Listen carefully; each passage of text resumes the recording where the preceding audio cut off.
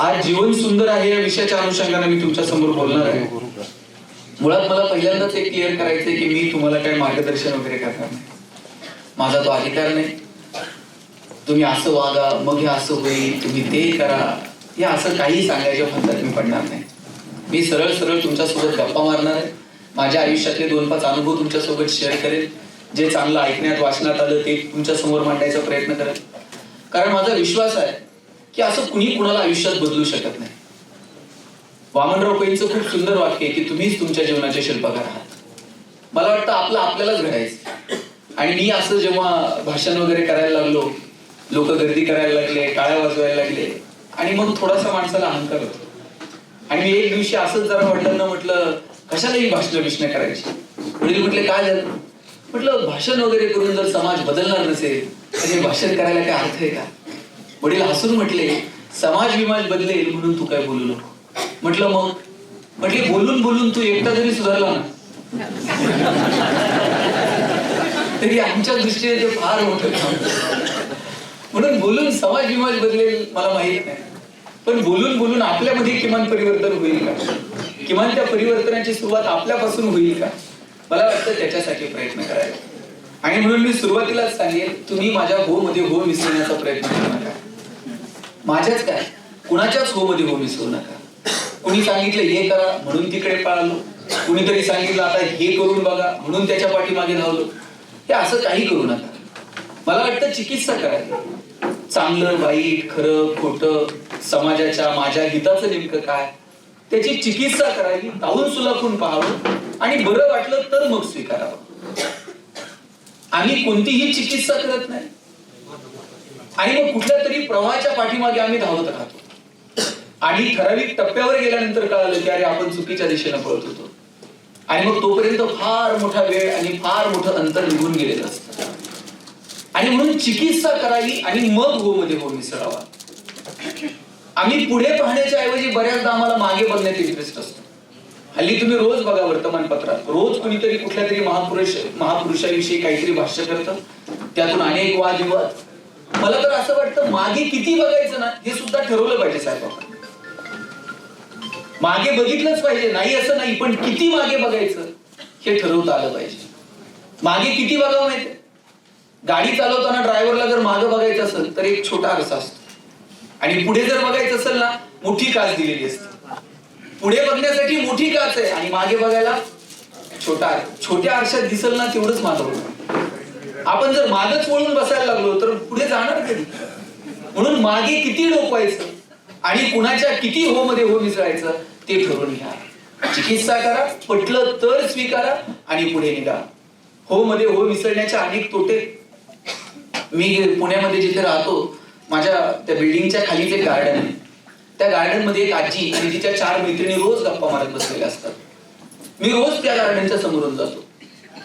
एक दिवशी आजीने मला थांबवलं. मला म्हटली, गणेश तू ते कपड्याचं दुकान सुरू केलंय, चांगलं चाललंय ना.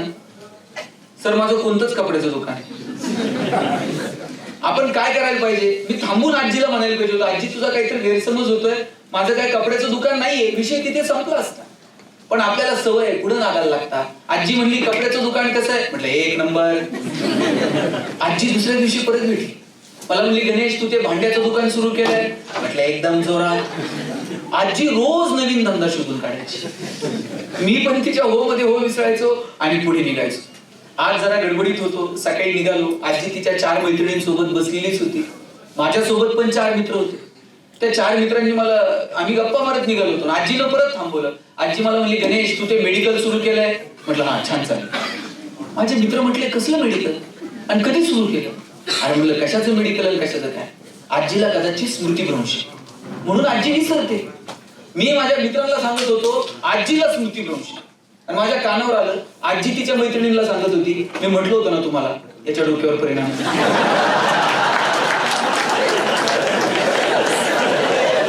त्याला काही म्हणा हे होच म्हणत ते कशालाच नाही म्हणत. आपली अडचण कुठे झाली माहितीये का, आपण नाहीच म्हणत नाही. शिक्षणाचा अर्थ काय. मुळात शिक्षणातनं हेच तरी यायला हवं की हिताचं काय, माझ्या समाजाच्या हिताचं काय. ते ठरवण्याची बुद्धी, ते ठरवण्याची, ती निर्णय घेण्याची क्षमता आमच्यामध्ये निर्माण व्हावी, याच्यापेक्षा वेगळी शिक्षणाची व्याख्या काय? आणि मग जे शिक्षण आम्हाला नाही म्हणण्याचं धाडस देत नसेल, खरं खोटं हिताचं अहिताचं ठरवण्याची क्षमता आमच्यात निर्माण करत नसेल, मग आम्ही नेमकं करतोय काय? म्हणून माझी सगळ्यांना विनंती आहे, माझ्याच काय कोणत्याही वक्त्याच्या थेट हो मध्ये हो मिसळू नका. सगळ्यांनी उजवा हात वर घ्या. ही 4 बोटं दिसत आहेत का सगळ्यांना? मागच्यांना आपलाच घ्यायचा हे 4 बोटं दिसत आहेत ना सगळ्यांना? हा, ही 4 बोटं सगळ्यांनी हनवटीला लावा.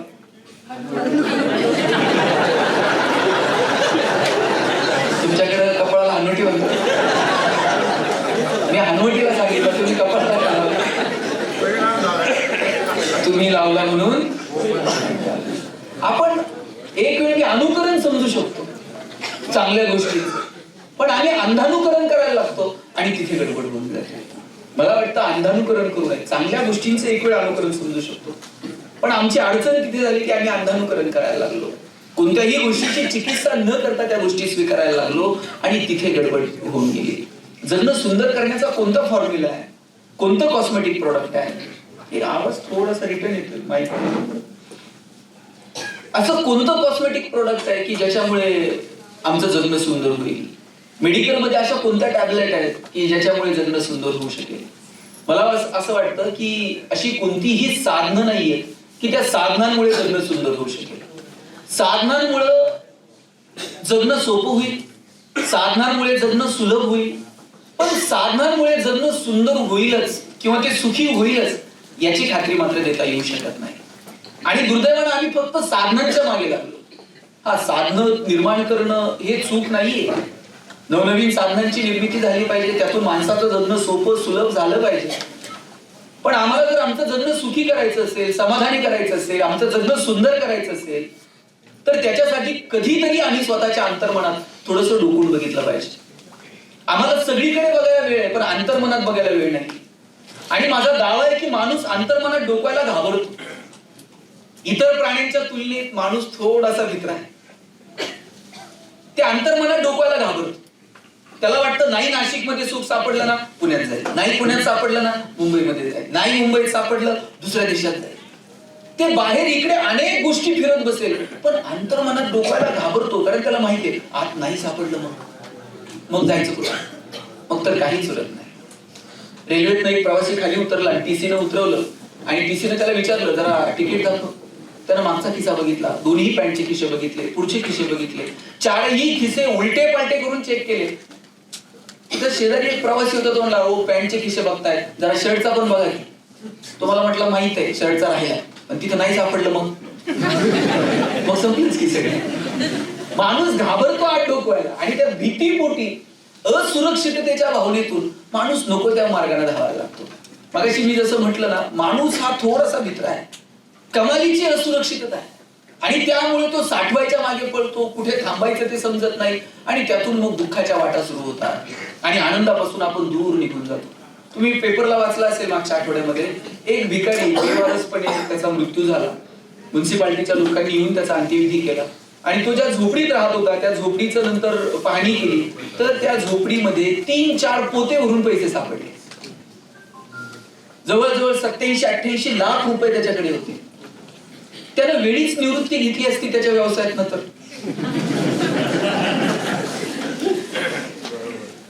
पण तो कमालीचा असुरक्षित आहे. आपल्याकडे साठवलेले पोते आपल्याला आयुष्यभर पुरतील का याचं गणितच त्याला बांधता आलं नाही. आहे त्या पैशामध्ये कदाचित खाऊन पिऊन पुढचं आयुष्य सुखी समाधानाने तो राहू शकला असता. पण कमालीची असुरक्षितता आहे, ही जी असुरक्षितता आहे ना, ही आपल्या दुःखाचं कारण आहे. थोडी असुरक्षितता माणसाला हिताकडे घेऊन जाऊ शकते, पण कमालीची असुरक्षितता ही माणसाला दुःखाकडे घेऊन जाते. कंस शूरवीर होता, पण एकदा पुढून काय आकाशवाणी झाली, त्याला कळलं की बहिणीच्याच पोटी जन्माला येणारा पोरगा हा तुझा अंत करणार आहे. कमालीची असुरक्षितता. आणि मग कायमचा जे दुःखाकडे गेला, परत त्याला त्याच्या आनंदाच्या वाटा आयुष्यात सापडल्या नाही. रावण ही कमालीचा हुशार होता, पुलस्ती मुनींचा नातू होता, पण कमालीची असुरक्षितता, कमालीचा अहंकार आणि त्यामुळे परत आनंदाच्या वाटेवरती येता आलं नाही. मला वाटतं ही जी असुरक्षिततेची भावना आहे ना, ही थोडीशी बाजूला करता येईल का? मुळात निसर्गासोबत जुळून घेता येईल का? आणि निसर्गाचे जे 2-5 ठळक नियम आहेत ते समजून घेता येतील का? निसर्गाचा एक सुंदर नियम आहे, येतानाही काही घेऊन यायचं नाही आणि जातानाही काही घेऊन जायचं नाही. मला वाटतं याच्यापेक्षा चांगला नियम कोणता आहे की ज्यानं जगणं सुंदर व्हावं? इथं काहीच लहान मोठेपणा नाही हो. येतानाही काय आणायचं नाही, जातानाही काही घेऊन जायचं नाही. मोकळे या आणि मोकळे जा. काय आहे ते पात्र तुम्हाला इथे दिलेलं आहे, ते आनंदानं जगायचं, मस्त एन्जॉय करायचं आयुष्य आणि सगळं ठेवून इथून निघून जायचं. देव खूप सुंदर वागलाय तुमच्या माझ्यासोबत, घेऊन काहीच जाऊ देत नाही. आणि समजा देवानं जर न्यायची सुविधा दिली असती, बरं स्वतःच नेलं असतं तर नीट, आणि एखादा म्हणलं असतं तू माझं चालत म्हणलं असतं ये घेऊन जातो.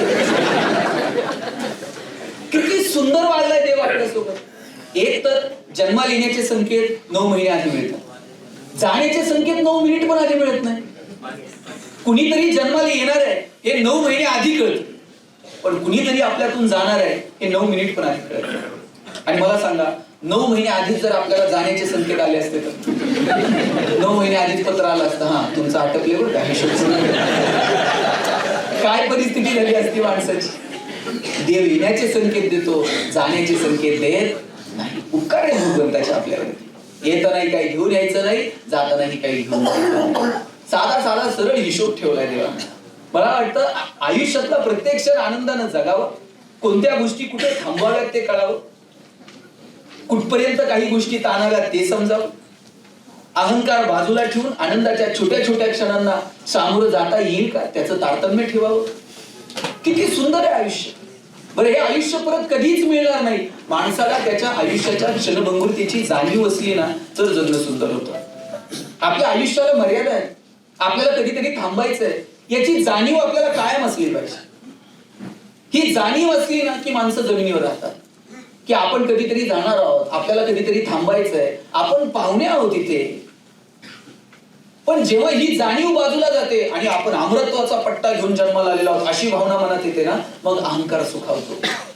मग लोक तयार असतात अशा अहंकाराला खतपाणी घालायला, आणि मग अशी माणसं दुःखाकडे वाटचाल सुरू होते. मला वाटतं आयुष्याच्या क्षणभंगुरतेची जाणीव असली पाहिजे. कबीरांनी तर सांगितलं, काय तयार नाही मला सांगा बरं. श्वास थांबायला फक्त उशीर आहे, बाकी सगळं तयार आहे.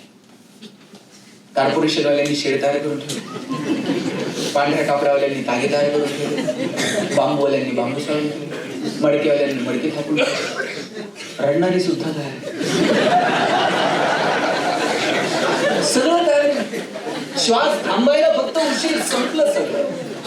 4 लोक येतात, उचलतात, घेऊन जातात, आणि मग कबीर म्हणतात, फूक दीनी जैसे होली. कबीरांनी सांगितलं जशी होळी पेटवतात तसं पेटून टाकतात. देश देश के वैद्य बुलाए लाए जड़ी और बूटी, जड़ी बूटी तेरे काम ना आए जब राम के घर की खूटी, जरा हलके गाड़ी हाको मेरे राम गाड़ी वाले. काय लिहिले कबीरांनी. तर आपल्याला माहित आहे का, आपण लग्न झालं त्यावेळेस 7 जन्म वगैरे वगैरे, आपल्याला माहित आहे का कोणता जोडीदार आपल्या आयुष्यातला कधी थांबणार आहे, कोण मागे कोण पुढे, काय माहित आहे आपल्याला. आपण मालक नाही आहोत, आपण विश्वस्त आहोत. सांभाळायचं आणि निघून जायचं. बिलग बिलग कर तिरिया रोवे बिछड़ गई मेरी जोड़ी. कबीर म्हणतात, बिलग बिलग कर तिरिया रोवे बिछड़ गई मेरी जोड़ी, कहत कबीर सुनो भाई साधो जिन जोडी उन तोडी. आपण मालक नाही आहोत, ज्यानं जोडली त्यानं तोडली. आपण फक्त एक पात्र घेऊन इथे जन्माला आलेलो आहोत. सरांना प्राचार्य म्हणून रोल आहे, कुणाला प्राध्यापक म्हणून रोल आहे, कुणाला व्याख्याता म्हणून आहे, कॅमेरामॅनला कॅमेरा लावून गायब झाले, त्याचा रोल संपला.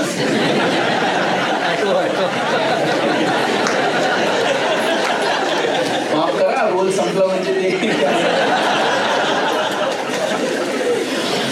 प्रत्येकाला आपला आपला रोल आहे. त्यानं त्याच्या रोलचा आनंद घेतला पाहिजे, त्याचं पात्र. त्यानं तुकोबा असं जायला निघाले आणि कुणीतरी विचारलं, तुकाराम महाराज तुम्ही काय मिळवलं तुमच्या आयुष्यामध्ये? ग्रंथ लिहिले, अभंग लिहिले, आणि काय मिळालं तुम्हाला? तुकोबा म्हटले, कौतुक वाटे झाली या वेचाची.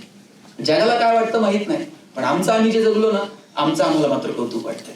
साहेब जगाला कौतुक वाटेल की का की मला माहित नाही, पण आपल्या जगण्याचं आपल्याला कौतुक वाटलं पाहिजे.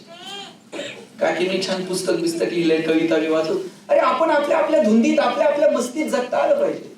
जगाला काय वाटतंय मला माहित नाही, पण आपल्याला कौतुक वाटावं असं आपल्याला जगता आलं पाहिजे. आणि त्याच्यासाठी कधीतरी स्वतःच्या अंतर्मनात डोकावून आम्ही योग्य दिशेनं आहोत का याचं अवलोकन आपण केलं पाहिजे. तुम्ही संस्थेमध्ये प्राध्यापक म्हणून काम कराल, तुमची संस्था, तुमचे अध्यक्ष, तुमचे ट्रस्टी, तुमचे प्रिन्सिपल तुमच्या परफॉर्मन्सचं अप्रायझल करतील, त्यानुसार तुम्हाला तुमचं बाकीचे बेनिफिट्स ठरतील. प्रत्येकाचा वरवरच्या संस्थांमध्ये त्यांचा परफॉर्मन्स अप्राइज करायचा एक वेगवेगळा पॅटर्न असेल, पण कधीतरी आपण स्वतः आपला परफॉर्मन्स बघितला पाहिजे. कधीतरी अंतर्मनात डोकावून आम्ही योग्य दिशेनं आहोत का. आम्हाला सगळ्या जगाकडे बघायला वेळ आहे, पण अंतर्मनात डोकायला वेळ. कमालीची बिझी आहेत माणसं. बरोबर, एक जण मला म्हटलं मी इतका बिझी आहे मला श्वास घ्यायला वेळ नाही, म्हणजे सोडून दे.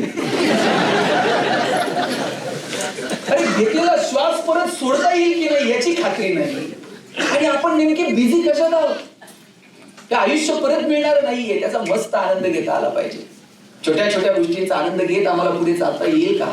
काळ आणि वेळेनुसार आम्हाला बदलता येईल का. बदल स्वीकारता येतील का. नवीन अपेक्षित असणारे बदल शोधता येतील का. मला वाटतं याचा विचार व्हावा.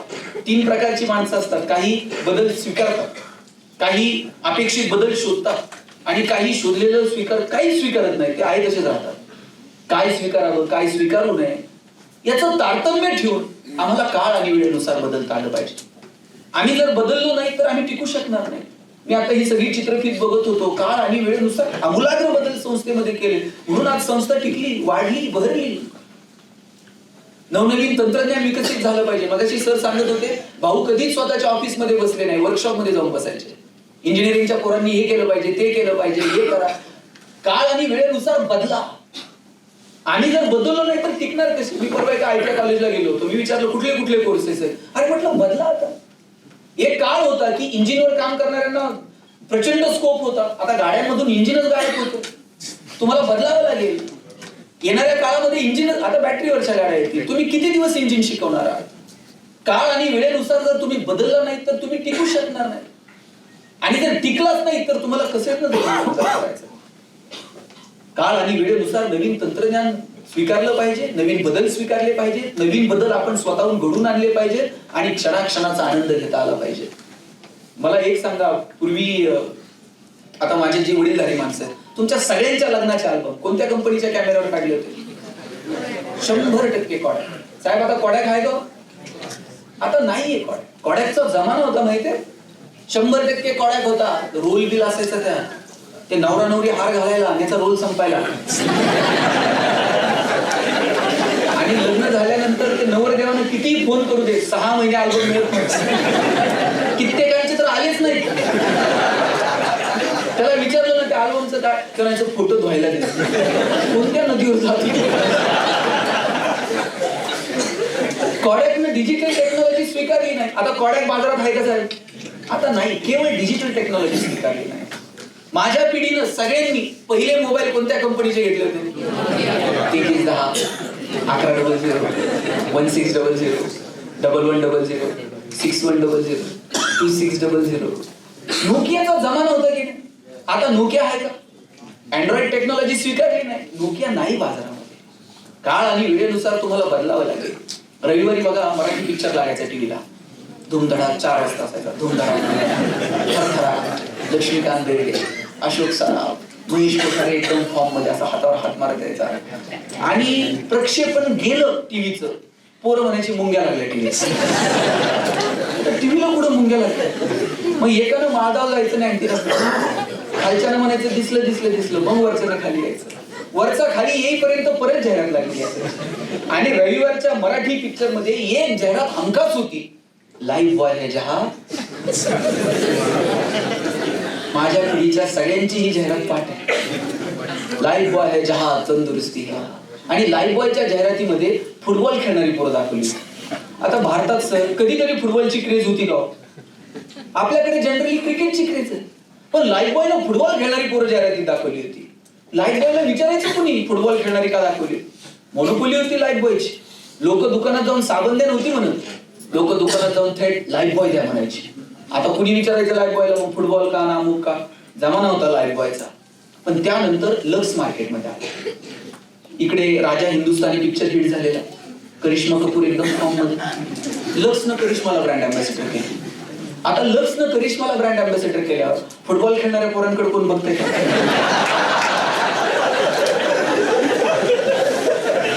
लक्सनं आपलं मार्केट कॅप्चर केलं. आता लाईफ बॉय हुशार आहे, लाईफ बॉयला कळलं फुटबॉल खेळणारी पोरं उपयोगाची. त्यांनी पण एक गुळगुळीत साबण बाजारात आणला, लाईफ बॉय गोल्ड नावाचा.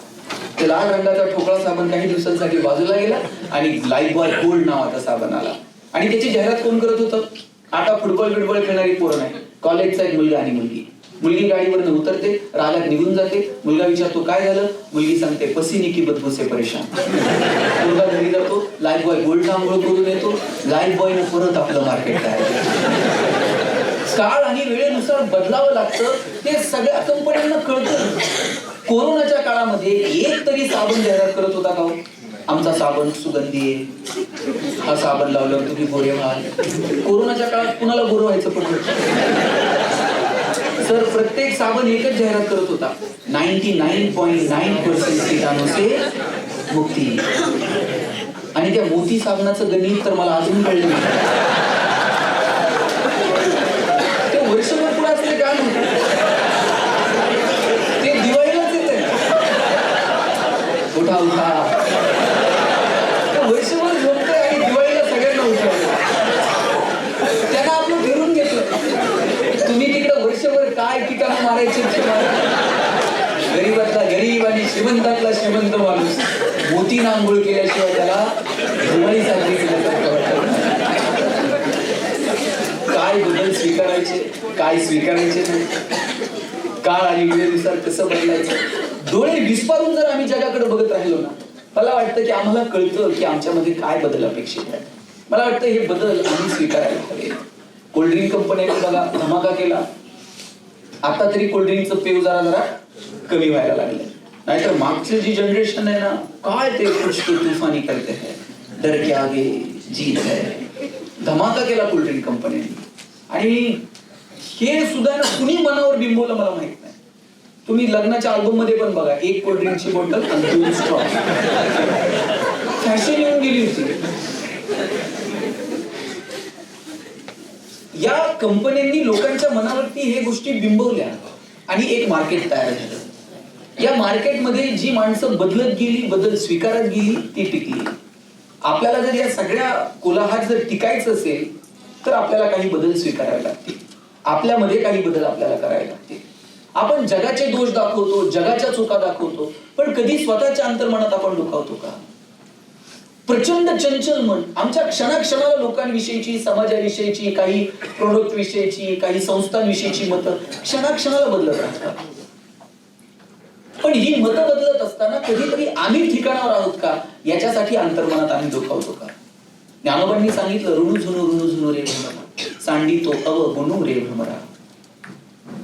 ज्ञानोबा सांगतात, ज्ञानोबांनी भ्रमर हे मनाला म्हटले आणि मनाला सांगितलंय, बाबा जरा स्थिर हो. तू इकडे तिकडे जे धावत सुटलाय ना, तुला जर आनंदाने जगायचं असेल तर तुला स्थिर व्हावं लागेल.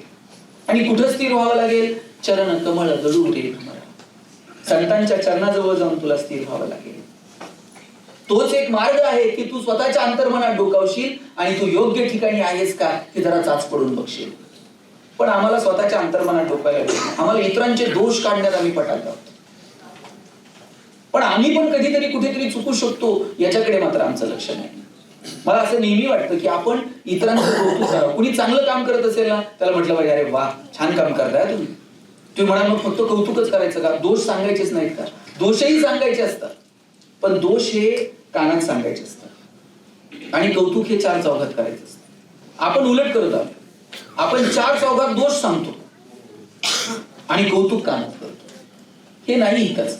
तुम्ही तुमच्या मुलांच्या बाबतीत सुद्धा बघा, पाहुणे आले ना, पाहुण्यांच्या देखत पोरांना नावं ठेवायची नाही. ते किती खोडकर असलं तर पाहुण्याच्या देखत म्हणायचं, दादा इतका हुशार आहे ना. दादा पाहुण्याच्याच पुढे पुस्तक घेऊन बसते का नाही? आणि तुम्ही पाहुण्याच्या देखत म्हणून बघा, दादा बावळट आहे, दादा बाहेर जात आहे, पाहुण्याच्या बुटात पाणी होत आहे. तुमची इज्जत घालवायची एक संधी मग दादा सोडत. त्यामुळे कौतुक हे 4 चौघातच केलं पाहिजे. 4 चौघात कौतुक करा. कौतुक कुणाला आवडत नाही मला सांगा. जगात एक तर माणूस आहे का ज्याला कौतुक आवडत नाही? तुकोबारायांनी भगवंताला मागणं मागितलं. काय मागितलं? तिची दान देगा देवा तुझा विसर न व्हावा. आणि मग भगवंताने विचारलं, दिलं हे दान, काय कराल? तुकोबा म्हटले, गुण गायी आवडी हेची माझी सर्व जीव. आयुष्यभर भगवंता तुझं गुणगान गात राहील. या बदल्यात तुला काय देऊ? धन संपत्ती न लगे मुक्ती धन संपदा संत संग देई सदा. तुका म्हणे गर्भवासी सुखे घालावया मनासी. अहो भगवंताला कौतुक आवडतं, आम्ही तर माणसं. म्हणून हितसंबंध नीट ठेवायचे असतील, नाती जपायची असतील तर योग्य ठिकाणी कौतुकही करायला शिका. तुम्ही म्हणाल कुणाचं कौतुक करायचं? कुटुंबापासून सुरू करा. कधीतरी आईला म्हणा, आई तुझ्यामुळे जग बघायला मिळालं. कधीतरी वडिलांना म्हणा, तुम्ही लहानाचं मोठं केलं. कधीतरी भावाला म्हणा, तुझा आधार वाटतो. कधीतरी बहिणीला म्हणा, तुझ्यामुळे घराचं गोकुळ झालं. कधीतरी पत्नीला म्हणा, तुझ्यामुळे संसार झाला. मी असं पत्नीचं कौतुक करा म्हटल्यावर 2-4 जण भांडायला. तरी आम्ही सगळ्यांचं कौतुक करू, पण बायकोचं करणार. तुला तुमचं पटत नाही का? मला पटायचं नाही हो, पण कौतुक केलेलं तिला जर ऐकायलाच येत नसेल, तिला कानानं ऐकायला जरा कमी. म्हटलं मग दवाखान्यात जा, मशीन लावा, मग कौतुक कर. हा म्हटलं हे बघतंय जमतं का? डॉक्टरांकडे गेला. बरं जाताना बायकोला घेऊन जायचं, एकटंच गेले.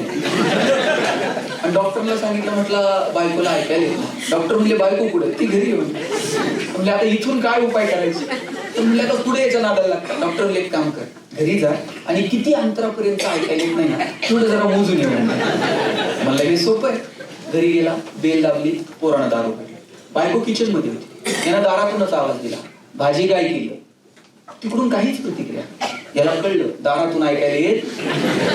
हॉलमध्ये गेला, म्हटलं भाजी काय केली? तिकडून काहीच प्रतिक्रिया. याला कळलं हॉलमधून पण येत नाही. किचनच्या दारात गेला तरी प्रतिक्रिया नाही. याला कळलं प्रकरण गंभीर आहे, किचनच्या दारातून पण ऐकायला. शेवटी बायकोच्या मागे जाऊन उभा राहिला आणि जोरात कानात ओरडला, भाजी काय केली? बायकोनं हातातली कढई अशी दंडीशी आदळली. म्हणजे 4 वेळा सांगितलं ना बटाट्याची केली.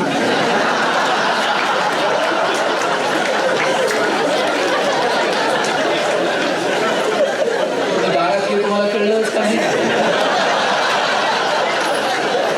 तुम्हाला घरी गेल्यावर कळलं. 20 वर्ष याला ऐकायला येत नव्हतं. तुम्ही कसा संसार केला असेल? आपण फक्त दोष काढण्यात पडतो, पण आम्ही पण कुठेतरी चुकू शकतो. एक शेर आहे पहा, धूल चेहरे परती और हम आईनाचा. आपण आरसा बसून उपयोगाचा नाही. कधी कधी आपल्याही चेहऱ्यावरची धूळ आपण बाजूला केली पाहिजे. आयुष्यामध्ये अहंकार, असुरक्षितता, भीती या गोष्टी खाली माणूस इतका दबून जातो की त्याच्या जगण्यातला राम हरवतो. कमालीचा अहंकार माणसाला जगूच देत नाही. मला वाटतं अहंकार जर बाजूला ठेवला ना तर जगणं सुंदर होतं. आणि तुकोबारायांनी तर इतकं यथार्थ वर्णन केलंय, अहंकार गेला तुका म्हणे देव झाला, आणि अहंकार आला तुका म्हणे वाया गेला. काय 2 शब्दात जगण्याचा अर्थ सांगून टाकला. अहंकार गेला का समजायचं तुमचं जगणं सुंदर झालं. अहंकाराची एक गोष्ट अशी की जी आम्हाला नीट झोपू देत नाही, आम्हाला नीट चालू देत नाही, आम्हाला नीट संबंध लोकांशी ठेवू देत नाही. कमालीचा अहंकार असतो, मी हे आहे, मी ते. अरे आपण कुणीच नाही होत. तुम्ही कुठेही असा, पण आम्ही कुणीच नाही हा भाव मनात असला पाहिजे. बरं तुम्ही कोण आहेत हे सांगायची गरज आहे का? त्या पोझिशनला गेल्यानंतर त्याला ते समाजाला कळतंय, पण ते अट्टहास असतो माणसाचा. हे सांगितलं पाहिजे, हे केलं पाहिजे, ते सांगितलं पाहिजे. परवा मी एका कॉलेजला गेलो होतो. एक प्रिन्सिपल सरांकडे माझं काम होतं. मी त्यांना गेलो आणि त्यांच्या हातातलं पेनचं टोपण खाली पडलं. आता खाली पडलेलं टोपण स्वतः उचलण्यात काय कमीपण आहे? त्यांनी जवळच्या एका शिक्षकाला बोलून येते, इकडे एवढं जरा टोपण उचलून. मी त्या शिक्षकाला विचारलं, सरांना पाठीचा त्रास वगैरे? नाही. म्हटलं मग हा पाठीचा त्रास आहे, हे वागता येत नाही म्हणून कुणाला तरी बोलून घेतलं. समजू शकतो.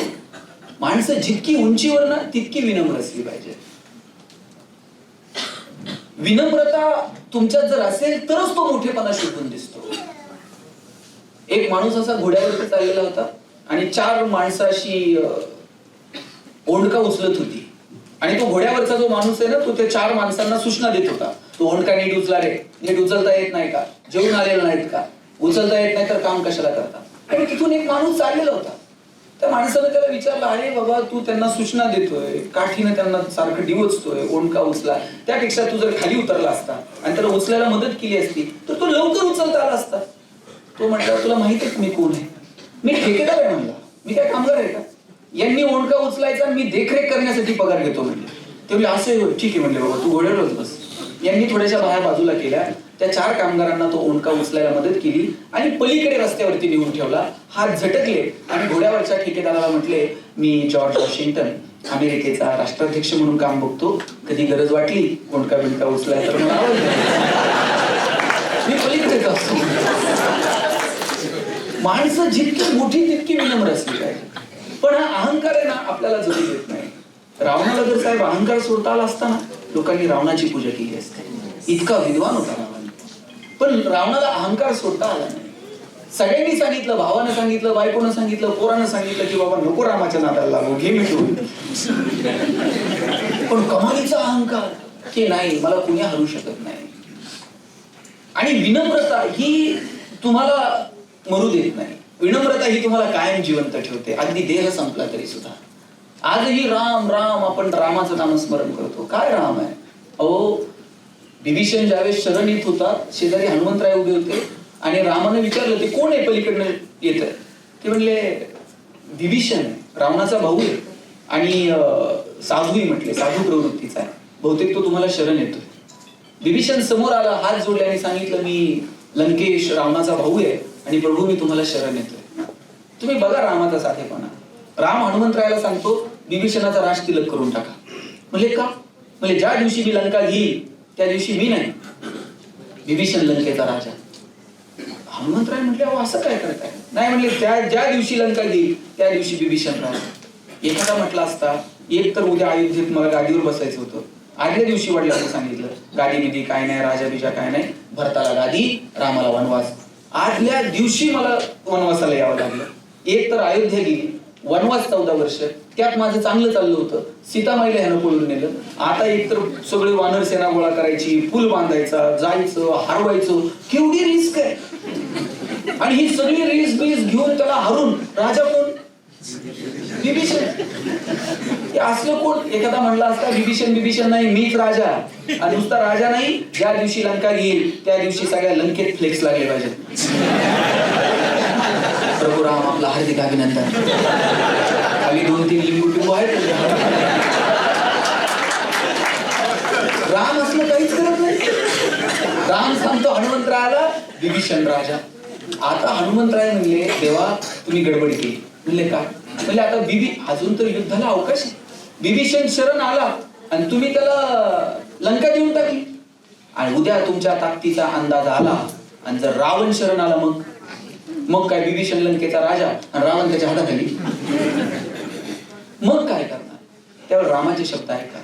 राम म्हणतो, लंका घेतली तिथे विभीषण राजा, विभीषण शरण आला, विभीषण लंकेचा राजा केला. रावण जर शरण आला ना, त्याला मी अयोध्या देऊन टाकेल. अयोध्येच्या राजावर राजाही महाराज. काय औदार्य! मला वाटतं हे औदार्य जर असलं ना तर तुम्ही लक्षात राहता. कितीतरी आले आणि गेले, कितीतरी सत्ताधीश आले आणि गेले, कुणाची नावं लक्षात आहेत? आज जगातला 1 नंबरचा देश आहे लोकसंख्येच्या बाबतीत भारत. लाखो लोक रोज जन्माला येत असतील आणि मरत असतील, त्यांच्या नावाची नोंद सुद्धा इतिहास ठेवत नाही. आपण जर कुणाच्या हिताचे असू, आपलं कार्य जर कुणाच्या हिताचं असेल तर लोक आपल्याला लक्षात ठेवतील. जोपर्यंत शिक्षण संकुल आहे, जोपर्यंत इथून विद्यार्थी बाहेर पडतायत, ते त्या क्षेत्रात जात आहेत, तोपर्यंत भाऊचं नाव अजरामर आहे. भाऊंकडे किती प्रॉपर्टी आहे, किती संपत्ती आहे, कोणत्या गाडी आहे, का हे नाही, पण जे काम उभं केलं ते काम मात्र पुढच्या पिढ्यानपिढ्या लोकांच्या लक्षात राहील. काम लोकांच्या लक्षात राहील. तुमचं ज्ञान समाजाभिमुख आहे का? तुम्ही जे ज्ञान मिळवलंय ते समाजाच्या हिताचं आहे का? तुम्ही डॉक्टर झाला, तुम्हाला कळतंय हो कोणतं हॉस्पिटल आणि काय काय काय, पण तुमचं ज्ञान समाजाच्या हिताचं आहे का? तुम्ही कधीतरी प्राथमिक आरोग्य केंद्राला भेट देताय का? कधीतरी काही लोकांशी आरोग्याच्या संदर्भानं बोलताय का? तुम्ही इंजिनियर झाल्यावर तुम्हाला कळतंय किती FSI, किती PDR, किती बिल्डिंग, किती रुपयाला फ्लॅट विकायचा. पण कधीतरी पालिकेच्या रस्त्यावरती 2 मिनिट थांबून तिथल्या इंजिनियरला विचारता का, जरा एस्टिमेट बघू, मला पण रस्त्यातलं कळतं.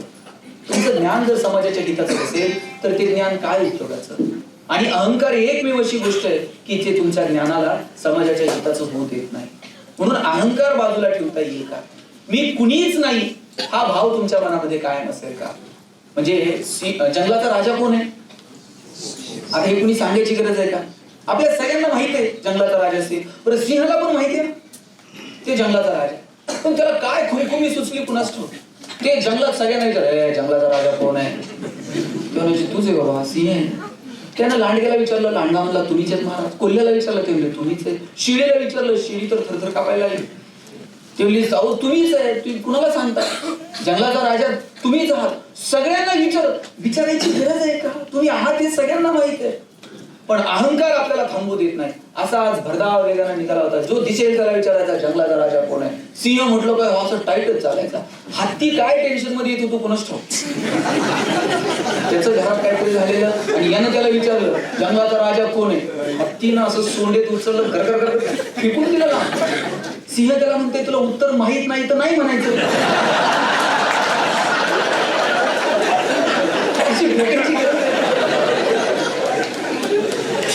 तुमचा अहंकार प्रत्येक ठिकाणी नाही संपवू शकतो. आणि आपल्यासाठी 4 लोक असतात ना जी वारा घालतात, ती माणसं अहंकाराला मोठं करतात. म्हणून अशा वारा घालणाऱ्या लोकांपासून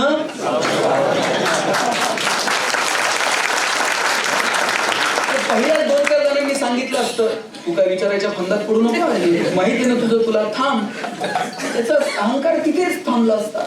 पण हे 4 वारा घालणारे लोक माणसांना जगू देत नाही. आणि म्हणून वेळीच आम्ही कुणीच नाही हा भाव आपल्या मनात कायम असला पाहिजे.